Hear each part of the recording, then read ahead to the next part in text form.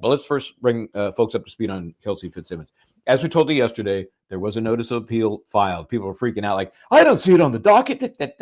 Please relax. If we say that's what's happened, it happened. So if you went to the docket today, you would see that yesterday's date is on the filing of the notice, just as we told you. Today, because there was a notation that attachments had been filed, here's the way it works. And I talked to both Stephen, the clerk at the full panel of the SJC, and Vinny, who's the clerk at the single justice portion of the court, to find out where the documents were and what was happening. So when I get to the full panel, which makes sense, because remember, this is a single justice decision, Justice Duar, who will be, of course, recused from the full panel review. There are 7, and we minus her, so 6 will take a look at this appeal. We knew that it had to be filed timely, and it had to be within 7 days. Then it moves up to Stephen's department. He said, we don't even have it yet. We see that it was filed, but they put a new number on it when it moves to the full panel, or they somehow designate it differently. Right now it's 0417 is the last 4 digits of the code on the case for the single justice review. They tweak it a little bit, they do something, and he didn't have that. So he sent me back to Vinny to find documents, if any. Here's the way it works, as we talked about, I think, yesterday. Sometimes you don't get supplemental documentation. You ask for the full panel to look at everything that you've already provided the single justice. That's the norm, according to Stephen. And I said, well, what about the court not deciding, if they want to not look at it? Remember, we talked about that too. SCOTUS, Supreme Court of the U.S., they're very picky. They get 6,000-7,000 requests a year, and they take 400 or 500 that they look at. I mean, it's low. It may be lower than that. I think it might be 100 and some. I used to know the numbers, but it's a fraction, and they get to pick and choose. Right. The SJC full panel does not have that option, so they will be reviewing the case. The question is, whether they affirm Justice Duar's position or whether they do their own. When do you know when? One of the questions I saw today, asking us all the time, when are they going to do that? When are they going to do that? We have any idea? I will tell you, according to Stephen, when we were talking about, he said, procedurally, let me tell you what happens here. He said, first of all, this is Massachusetts. And I said, I think I know what you mean. I think, after Walsh and Karen Reed multiple times, and Aidan Carney and Sandra Birchmore, I feel like an honorary Massachusettsian. So I get it. So he's basically saying, things don't maybe work as quickly and efficiently as they should. The fact that he hadn't gotten the case yet, it was already filed, tells us one thing.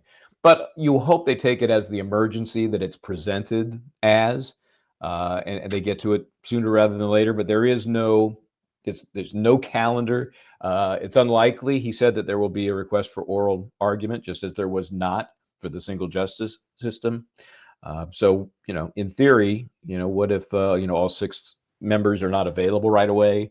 Maybe a couple of them aren't here. They're going to have to get their heads together, which is why the single justice system for an emergency makes some sense. And if you don't like that result, as Ms. Fitzsimmons did not through Tim Bradle, her attorney, you move up to the full panel. Hopefully you get a different result.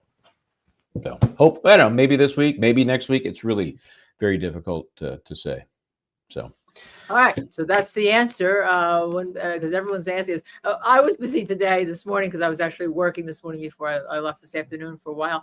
And there were so many doubters on there. And I have to tell you all, that kind of rankled me, because when we report something, that we're sourced. We've been in this business a long time, both as lawyers, and Michael Bryant as both a lawyer and a journalist, among everything else, and has a great reputation and an Emmy, which is behind him. He's too embarrassed to show. He doesn't like to show. He doesn't like to brag. All right. And it reminded me of when we, and I will bring this up again, when we did ASAP Rocky, and we had the 2 scoops that all of you don't like Julia Court TV, but she believed us, and she put us on the air, and we talked about our scoops and all. There were some others that didn't. So it kind of reminded me of that. You can pretty much bet your bottom bottom dollar that when we're reporting something to you, we have sourced it and we have checked it, and we're not going to get your hopes up if it hasn't happened. So thank you all for those justice servers who are here, who believed us. And for those that didn't, I hope you'll come to this channel and give us a chance to prove to you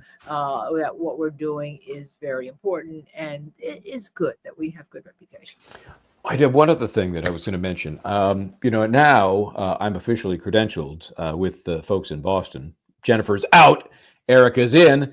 I have to do mine. I have to actually do mine. Right. And it's so funny because folks have seen the one that I have, like from Manhattan and from LA, a couple of different, and it's, they give you a nice card.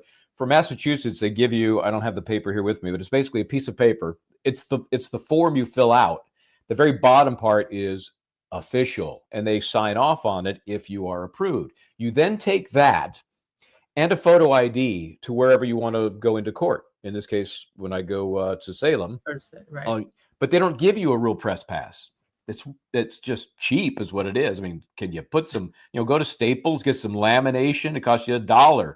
I'll pay for the $1. So, when they were doing Karen Reed, they would hand out these flimsy looking media badges. I, of course, never got one.